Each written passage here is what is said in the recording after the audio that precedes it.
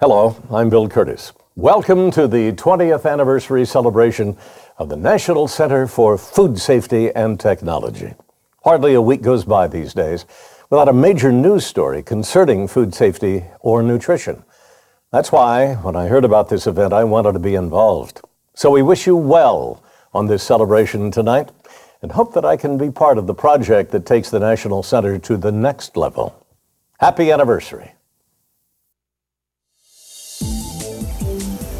From those amber waves of grain, to the spinach fields of California, to the docks in our ports that every day process more and more of the food we put on our tables, Americans have an increasing concern over the nutritional value of what we eat.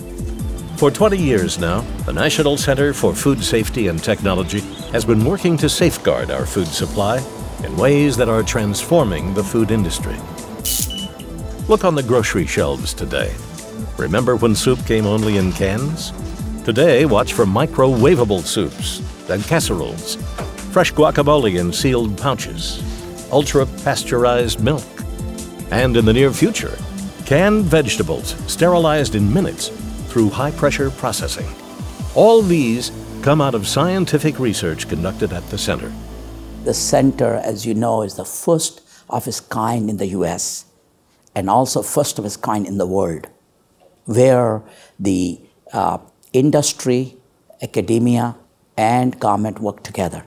Historically, FDA is seen as the policeman, okay? And we're not policemen. We want to work with the food industry, but this provides us an environment where we actually form relationships with members of the food industry.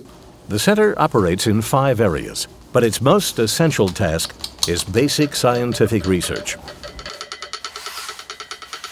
This translates into standards for Food and Drug Administration labeling. We get in at the early stage.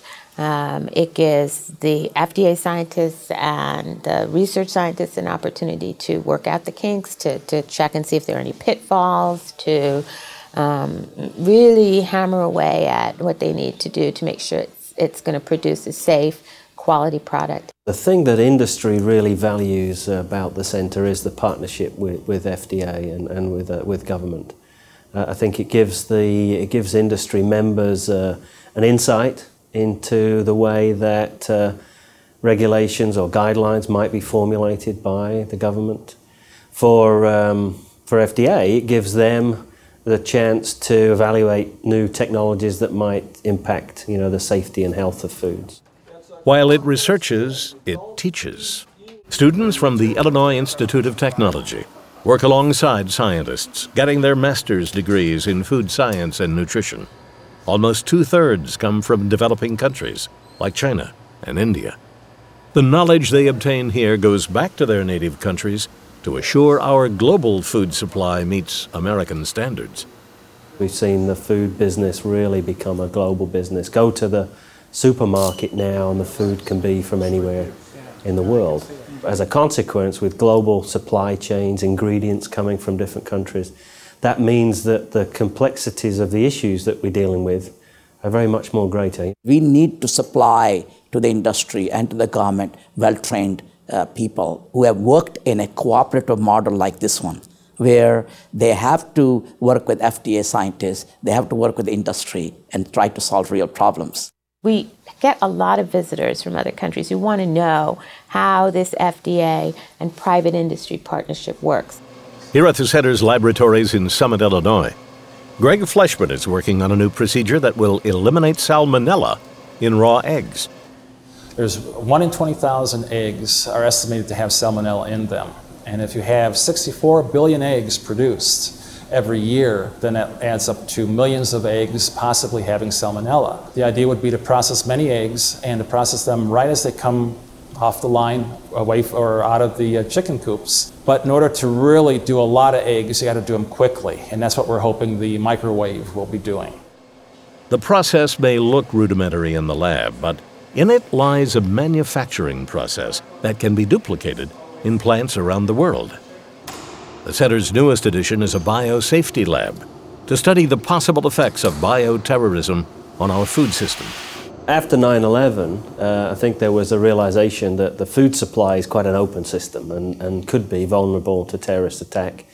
And so through Homeland Security and through FDA, there's been a lot of research really to try and get us in a state of readiness if it ever was, God forbid, if it was ever attacked. Could we detect the contaminants that were put in the food supply? Could we remove them? Would normal food processing deal with them? Normal pasteurization, would it deal with the issue, for example? And then how, if the food supply was contaminated, how would we recover from that? On the main campus of IIT, the center has also set up a nutritional research institute where scientists are looking into the claims of new health foods coming on the market. Here they're testing whether fiber actually reduces the appetite in women. There's always been focus on what food brings from a health perspective, but I think that with the obesity epidemic, that has really heightened the awareness of the role of food, not only in obesity, but also in chronic diseases. A significant part of the future of healthcare in the United States is prevention, and a key part of prevention is nutrition. Our job is not to pick sides and to put forward only what a company might want to see. What this lab will provide from a public health perspective is sound science that then consumers can rely on when they're making dietary choices. We all know the expression, "You are what you eat." That has never been more true than it is today. America needs a source of nutritious food that we can rely on, which makes the work that goes on here between government and private industry more important than ever. I'm Bill Kurtis, and I've just found the National Center for Food Safety and Technology.